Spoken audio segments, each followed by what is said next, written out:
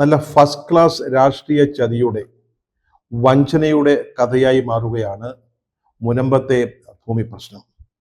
ഈ വഖഫ് ഭേദഗതി ബില്ലിലൂടെ മുനമ്പത്തുകാർക്ക് എന്തോ ഉരുട്ടിക്കൊടുത്തു എന്നാണ് BJP ഇതുവരെ പ്രചരിപ്പിച്ചിരുന്നത്. ബില്ല് പാസാക്കി നിയമമാകുന്നതോടെ മുനമ്പത്തെ 610-ലേറെ വരുന്ന താമസക്കാർക്ക് അവർ കൈവശം വെച്ചിരിക്കുന്ന ഭൂമിയിന്മേൽ എല്ലാ റവന്യൂ അവകാശങ്ങളും സൃഷ്ടിക്കും, അവർക്കതൊക്കെ ലഭിക്കും എന്ന് അവർ ആവർത്തിച്ച് പറഞ്ഞുകൊണ്ടിരിക്കുകയായിരുന്നു. പക്ഷേ ഇപ്പോൾ പാർലമെന്റിൽ ഈ ബില്ല് പൈലറ്റ് ചെയ്ത അല്ലെങ്കിൽ അവതരിപ്പിച്ച് പാസ്സാക്കുന്നതിന് നേതൃത്വം കൊടുത്ത മന്ത്രി കിരൺ റിജിജു, അദ്ദേഹം ന്യൂനപക്ഷ ക്ഷേമ വകുപ്പിന്റെ മന്ത്രി കൂടിയാണ്. അദ്ദേഹം എറണാകുളത്ത് വന്നപ്പോൾ, പിന്നീട് മുനമ്പത്തെ സമരപ്പന്തലിലെത്തിയപ്പോൾ എന്താണ് പറഞ്ഞത്? സുപ്രീം കോടതിയിൽ ചെന്ന് നിങ്ങളുടെ ഭൂമിയുടെ അവകാശങ്ങൾ വാങ്ങിച്ചോളാൻ. ഇതാണ് ഒരു രാഷ്ട്രീയ വഞ്ചനയുടെ ചതിയുടെ ഒന്നാന്തരം ഉദാഹരണമാണ് എന്ന് പറഞ്ഞല്ലോ. മോദി സർക്കാർ അല്ലെങ്കിൽ കേന്ദ്ര ഗവൺമെന്റ് മുനമ്പത്തുകാർക്ക് എന്തോ ചെയ്തു കൊടുത്തു, അതായിരുന്നുവല്ലോ BJPയുടെ അവകാശവാദം. അതിന് നമ്മൾ നന്ദി പറയണമല്ലോ. നമുക്ക് എന്തെങ്കിലുമൊക്കെ സൗജന്യങ്ങൾ ചെയ്തു തന്നാൽ, എന്തെങ്കിലും ഉപകാരങ്ങൾ അവരുടെ കയ്യിൽ നിന്നെങ്കിലും കിട്ടിയാൽ നമ്മളവരോട് നന്ദി പറയണം, അവരോട് കടപ്പാടുണ്ടാവണം. അതിനുവേണ്ടിയാണ് BJP മുനമ്പത്ത് ഇന്നലെ നന്ദി മോദി എന്ന് പറയുന്ന ഒരു പരിപാടി സംഘടിപ്പിച്ചത്. അതിൽ പങ്കെടുക്കാൻ വന്ന റിജുവാണ് എറണാകുളത്ത് നടന്ന പത്രസമ്മേളനത്തിലും പിന്നീട് മുനമ്പത്തെ പൊതുയോഗത്തിലും ഈ സത്യം മാലോകരോട് തുറന്നു പറഞ്ഞത്. അതായത് ഇപ്പോൾ പാസാക്കി നിയമമാക്കിയിരിക്കുന്ന ഈ വഖഫ് ഭേദഗതി ബില്ല് കൊണ്ട് മുനമ്പത്തെ പാവപ്പെട്ട താമസക്കാർക്ക് യാതൊരു പ്രയോജനവും ഉണ്ടായില്ല എന്ന സത്യം. മന്ത്രി കിരൺ റിജിജുവിന്റെ ഈ പ്രഖ്യാപനത്തോടെ ഭേദഗതി ബില്ല് വഴി അല്ലെങ്കിൽ നിയമം വഴി എന്തെങ്കിലും പ്രയോജനം ഉണ്ടാകുമെന്ന് പ്രതീക്ഷ അസ്ഥാനത്തായിരിക്കുന്നു. ഇനി കോടതിയിലേക്ക് പോകേണ്ടി വരും, നീണ്ട നിയമ വ്യവഹാരങ്ങളിലേക്ക് പോകേണ്ടി വരും. അയ്യോ, കിരൺ റിജിജു എന്ന് പറഞ്ഞപ്പോൾ എന്തൊരു ബഹളമായിരുന്നു ഇവിടെ. ദാ കിരൺ റിജിജു വരുന്നു, നന്ദി ഏറ്റുവാങ്ങാൻ, മോദിക്കുള്ള നന്ദി ഏറ്റുവാങ്ങാൻ വരുന്നു. അതോടെ UDFും LDFും എല്ലാം അങ്കലാപ്പിലാണ്. അവരിനി ഏതെങ്കിലും മാളത്തിൽ പോയി ഒളിക്കുകയല്ലാതെ രക്ഷയില്ല, അല്ലെങ്കിൽ മുനമ്പത്തെ കടലിൽ ചാടി ആത്മഹത്യ ചെയ്യേണ്ടി വരും. ഇതായിരുന്നു പ്രചരണം BJPക്കാരുടെ. അവരങ്ങനെ ആഘോഷിക്കായിരുന്നു ഈ കിരൺ റിജിജുയുടെ വരവ്. അദ്ദേഹം വന്നു, അദ്ദേഹം സത്യം പറഞ്ഞു. അതോടെ യഥാർത്ഥ വസ്തുത ഇപ്പോൾ മുനമ്പത്തുകാർക്ക് വളരെ വ്യക്തമായിട്ട് മനസ്സിലായിരിക്കുകയാണ്. 610ഓളം കുടുംബങ്ങൾ മുനമ്പത്ത് അവരുടെ ഭൂമി, അവർ പണം കൊടുത്തു വാങ്ങിയ ഭൂമി, അവർ കൈവശം വയ്ക്കുന്ന ഭൂമി, അവർ നികുതി അടച്ചിരുന്ന ഭൂമി, അതിൻ്റെ റവന്യൂ അവകാശങ്ങൾ പൂർണ്ണമായി ലഭിക്കുന്നതിന് വേണ്ടിയുള്ള പോരാട്ടത്തിലാണ്. അവരുടെ കൈവശത്തിലിരിക്കുന്ന ഭൂമി വഖഫ് ഭൂമിയാണെന്നൊരു അവകാശവാദം ഉണ്ടായതിനെ തുടർന്നാണ് അവർ ആശങ്കയുടെ നടുക്കടലിലേക്ക് വീണുപോയത്. ഇത് ഫറൂഖ് കോളേജിൽ നിന്ന് അവർ വാങ്ങിച്ച സ്ഥലമാണ്, പണം കൊടുത്തു വാങ്ങിയതാ, അതിനുള്ള രേഖകളുണ്ട്. പിന്നീടാണിത് വഖഫ് ഭൂമിയാണെന്നുള്ളൊരു അവകാശവാദം ഉണ്ടാവുന്നത്. അത് കോടതിയിൽ പോയി, കോടതി ആ ഒരു നിഗമനം ശരിവെച്ചു, ഈ ഭൂമി വഖഫ് ഭൂമിയാണെന്ന്. അതിനെ തുടർന്നാണ് അവരുടെ ഈ ഭൂമിയിലെ റവന്യൂ അവകാശങ്ങൾ പുനഃസ്ഥാപിച്ച് കിട്ടുന്നതിന് വേണ്ടി അല്ലെങ്കിൽ സ്ഥാപിച്ച് കിട്ടുന്നതിന് വേണ്ടി അവർ സമരരംഗത്തിറങ്ങിയത്. കഴിഞ്ഞ 185 ദിവസമായിട്ട് അവർ മുനമ്പത്ത് സമരം ചെയ്തുകൊണ്ടിരിക്കുകയാണ്. എല്ലാ രാഷ്ട്രീയ പാർട്ടികളും സാമൂഹിക സംഘടനകളും ഒക്കെ ന്യായമായ ഈ സമരത്തിന് പിന്തുണ നൽകി. അത് വളരെ സ്വാഭാവികമാണ്. കാരണം അവർക്ക് അവകാശപ്പെട്ട ഭൂമി അത് തട്ടിയെടുക്കാൻ ആരെങ്കിലും വന്നാൽ അതിനെ അവർ ചെറുക്കുമ്പോൾ അവരുടെ ഒപ്പം നിൽക്കുക എന്നുള്ളതാണ് നീതി. അങ്ങനെയാണ് നമ്മൾ നീതിയുടെ ഭാഗത്ത് നിൽക്കേണ്ടത്. അങ്ങനെ എല്ലാവരും ഈ സമരത്തെ പിന്താങ്ങിയവരാണ്. അവരൊക്കെ ഈ സമരപ്പന്തലിൽ വന്നു, അവർക്ക് പിന്തുണ പ്രഖ്യാപിച്ചു, അവർക്ക് ഐക്യദാർഢ്യം പ്രഖ്യാപിച്ചു. പക്ഷെ BJP ഇതിനിടയിൽ ഒരു വലിയ രാഷ്ട്രീയ മുതലെടുപ്പിനുള്ള ഒരു അവസരം കണ്ടു. കാരണം ഇവിടെ ഈ 610 കുടുംബക്കാരിൽ ഏതാണ്ട് ബഹുഭൂരിപക്ഷവും ക്രിസ്ത്യാനികളാണ്. അവരുടെ ഭൂമി പ്രശ്നത്തിൽ ഇടപെടുകയും അത് അവർക്ക് വേണ്ടി നേടിക്കൊടുക്കാനാവുകയും ചെയ്താൽ ക്രൈസ്തവർക്കിടയിലേക്ക് കടന്നു കയറാനുള്ള ഒരു വഴിയായി, പാലമായിട്ട് BJPക്കാര് കണ്ടു.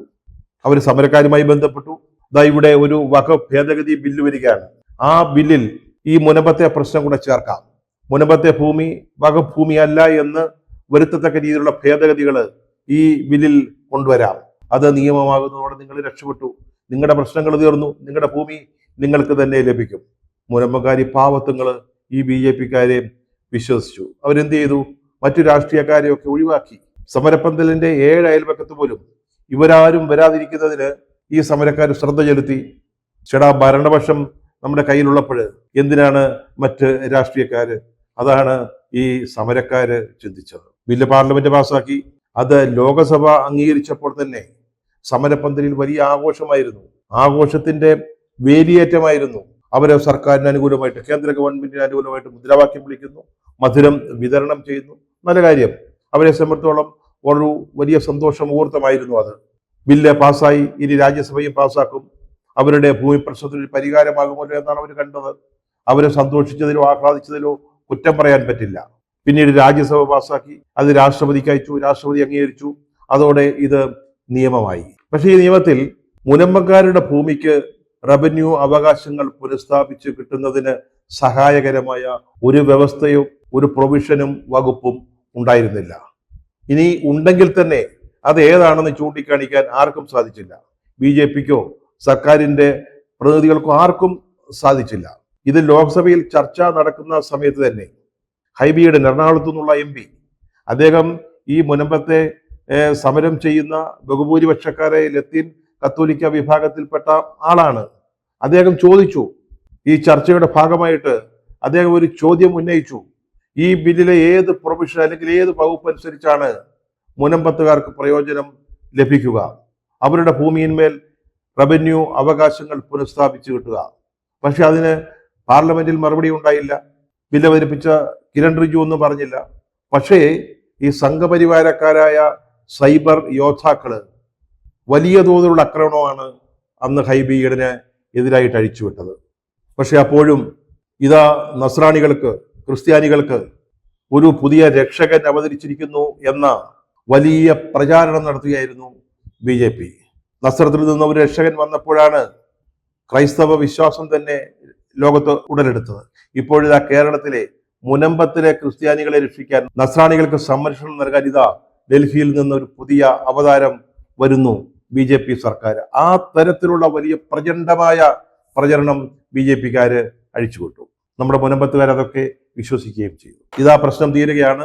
ബിൽ നിയമമായിരിക്കുന്നു. ഇനി നമ്മുടെ അവകാശങ്ങളെല്ലാം തിരിച്ചു കിട്ടും. അതിന്റെ രേഖകൾ BJP ആഫീസിൽ വന്ന് കൈപ്പറ്റിയാൽ മതി എന്ന മട്ടിലായിരുന്നു പ്രചാരണം. പക്ഷെ കിരൺ റിജു വന്നതോടെ എല്ലാ കള്ളത്തരങ്ങളും, എല്ലാ വ്യാജവും പൊളിഞ്ഞിരിക്കുകയാണ്. നുണകളുടെ ഒരു വലിയ കടലാസു ഗോപുരം പണിതാ, അതെല്ലാം ഒരു ചീട്ടുകൊട്ടാരം എന്ന പോലെ പൊളിഞ്ഞു വീണിരിക്കുകയാണ്. ഈ കിരൺ റിജു എന്ന് പറയുന്ന മന്ത്രി, അദ്ദേഹം ഒരു ബുദ്ധമത അനുയായി ആയതുകൊണ്ടാവണം പിന്നീടാണെങ്കിലും മറ്റുള്ളവരെ വേദനിപ്പിക്കാൻ സാധ്യതയുള്ള തരത്തില് ഒരു നുണ പറയാൻ തയ്യാറാവാതെ സത്യം തുറന്ന് സമ്മതിച്ചത്. അദ്ദേഹം വളരെ കൃത്യമായിട്ട് യാതൊരു സംശയവുമില്ലാതെ പറഞ്ഞു, നിങ്ങളുടെ ഒപ്പമാണ് ഞങ്ങള്. പക്ഷെ നിങ്ങളുടെ ഭൂമിയിന്മേല് റവന്യൂ അവകാശങ്ങൾ പുനഃസ്ഥാപിച്ച് കിട്ടാന് ഈ വകുപ്പിലെ ഭേദഗതികളൊന്നും സഹായിക്കില്ല. നിങ്ങൾ കോടതിയിൽ പോകേണ്ടി വരും. നിങ്ങൾ സുപ്രീം കോടതി വരെ പോയി ഈ കാര്യത്തിൽ പോരാട്ടം നടത്തേണ്ടി വരും. നിങ്ങൾ കോടതിയിൽ പോകുമ്പോൾ ഞങ്ങൾ BJP സർക്കാർ നിങ്ങൾക്കൊപ്പം നിൽക്കും, അതിന് സംശയമില്ല. പിന്നീട് അദ്ദേഹം പറഞ്ഞത്, ഈ ചട്ടങ്ങളൊക്കെ ഉണ്ടാക്കുമ്പോൾ അപ്പോഴെന്തെങ്കിലും ചെയ്യാൻ പറ്റുമോ എന്ന് നോക്കാവുന്ന. അത് ഈ സമരസമിതിയുടെ രക്ഷാധികാരിയായ ആന്റണി സേവ്യർ മാധ്യമങ്ങളോട് പറയുന്നത് കേട്ടു.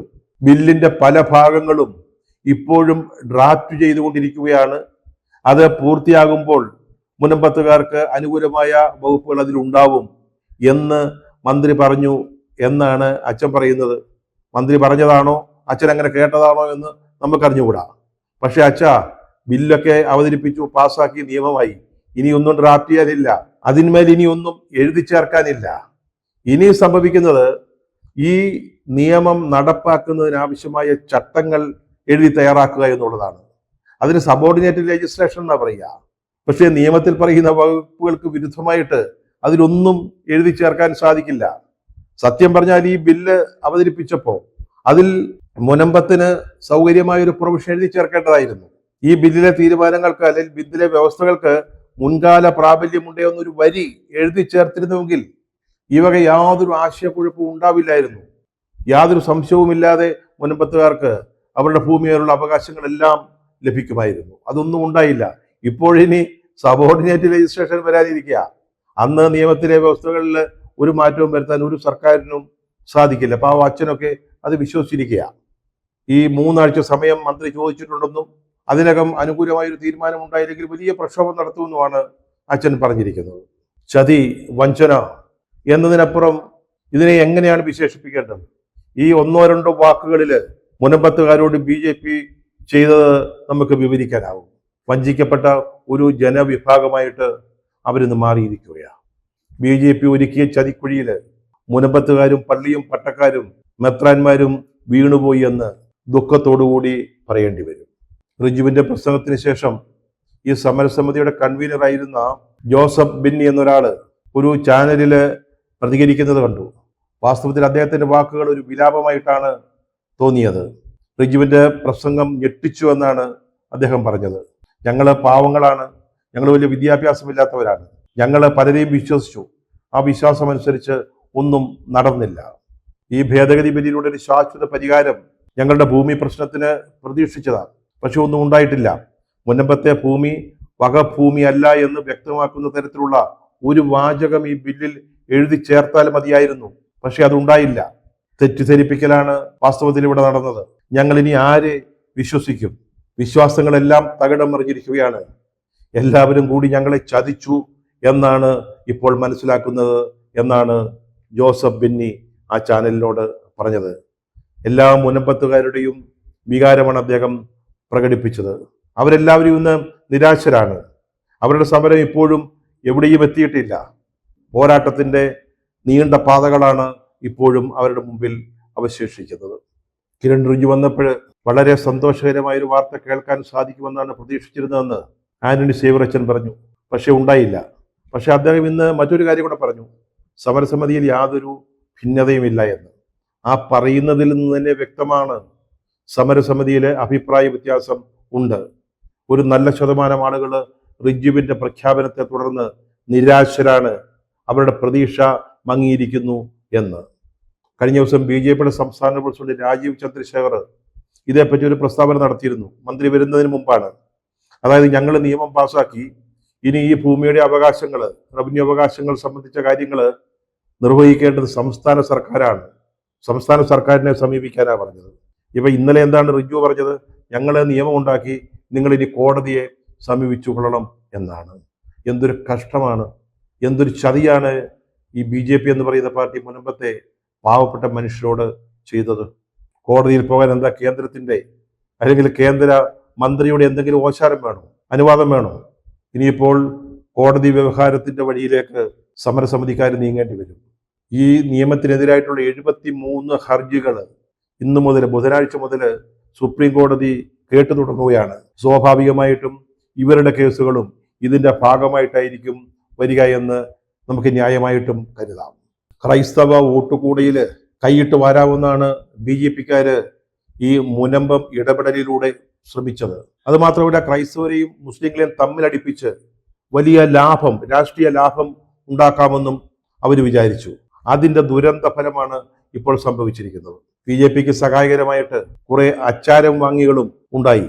സ്വന്തം സമൂഹത്തിൽ നിന്ന് തന്നെയുള്ള കുറെ അച്ചാരം വാങ്ങികൾ അവരിപ്പോൾ റിജുവിന്റെ പ്രസംഗത്തെ ന്യായീകരിച്ചുകൊണ്ട് രംഗത്ത് വന്നിട്ടുണ്ട്. പുള്ളിപ്പുലിയുടെ പുള്ളികൾ എത്ര തവണ ഏത് പെയിന്റ് അടിച്ചാലും മായികയില്ല എന്ന് ബുദ്ധിയുള്ളവർ നേരത്തെ പറഞ്ഞു കൊടുത്തതാ. ഇനിയിപ്പോൾ സമരം തുടരുക തന്നെ ചെയ്യേണ്ടി വരും. അത് മുനമ്പത്തെ സമരത്തോടൊപ്പം കോടതിയിലെ പോരാട്ടം കൂടിയായി മാറുകയാണ്.